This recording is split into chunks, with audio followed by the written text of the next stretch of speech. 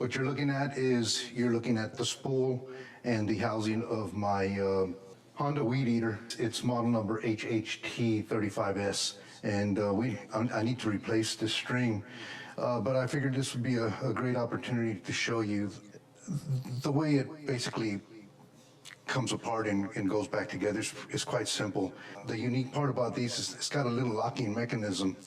And once you understand how that locking mechanism works, it's going to be a real simple process to remove and replace that string. When you unlock it, this spool turns to the right to unlock it from the housing. And I'll show you before I show you some other stuff that needs to be looked at in here. So you turn it to the right and you'll hear a snap, and then it just comes right off. When you put it back on, you slide it back in, and you turn it to the left. Okay, so in the spool, there's two channels. There's one here and there's one here. Also on the spool that's in line with the channel, and just a little bit offset of that channel, there's going to be an open hole right there. See if I'm trying to get there it is right there. There's the hole right here. And there's one just opposite of that. All right, so what that hole indicates is there's actually a lug on this piece right here. And that lug, once it's lined up with these holes here, that it's an indicator that this is locked. All right, so what I'm gonna do is I'm gonna mark that in silver. See if we can get a better view of that when I go to locking it. Then I'll get to putting that string on. All right, so the channels line up with the lugs. Again, there's one here and then there's one here. Line up the channels with the lug all the way in, and then you turn it to the left. Keep turning it, and you'll feel a little bit of resistance, and then you can turn it a little bit more and then you'll feel the lock. If you look right in the hole, you can see where I painted silver on the top of that lug. That's the indicator that it's locked in place. All right, so we're gonna remove it and take it off. Okay, so now, when we restring this, the string is gonna be held in this position. If you notice, if we put it in like this, when we go to put it back in, these need to be aligned with the holes where the string comes out.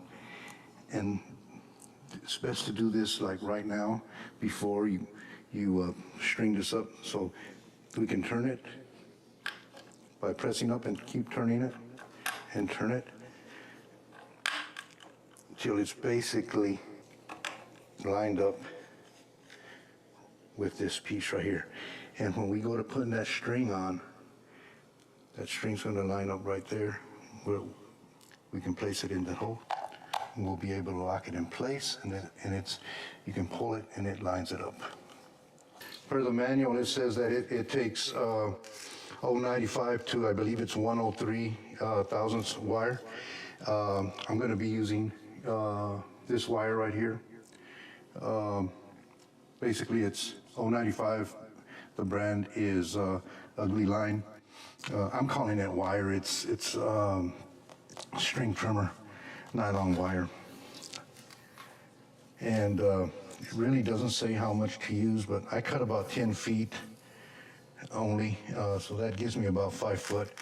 And the way you do this, you're just going to string it. There's actually, on the spool,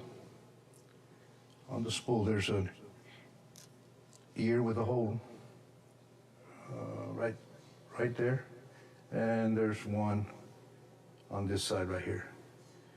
Okay, so it doesn't matter which one you pick. So when you put the string in, just slide it in, and you're gonna go, let me see if I can see this, then you're gonna go halfway.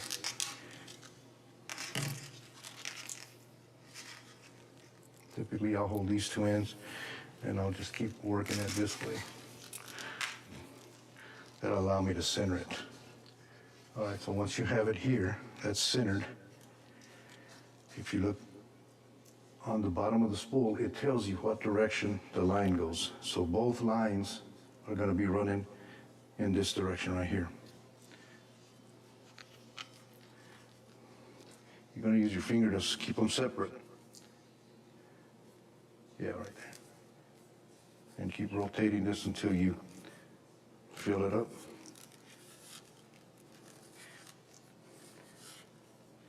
"10 feet of line probably isn't enough, but it's sufficient.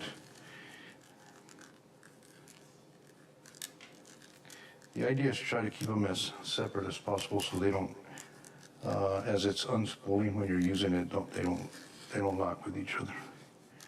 And once you almost get to the end, typically there's about 6 or 7 inches here. You can pull one here and lock it in place. You can bring the other one over and lock it in place. All right, that's basically it. Now, that's why it was important to line these up right here, because when you go to putting these in, you're going to run your line this way. And you're going to run this line in this side.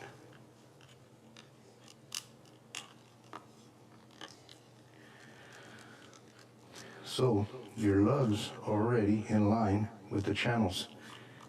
So your wire goes right in, and you can press it in. Okay? So remember, it locks that way. It unlocks this way, and it locks this way. So per the manual, they say to give it a bump, and that should release it. But typically what I'll just do is I'll turn it and lock it. Then I'll pull these, and it should unlock. And that's it. Measure it to the line cutting mechanism here. Cut these pieces off. That's how simple it is to put these on. Let me start it up real quick so you can see it. And hopefully this will help you out.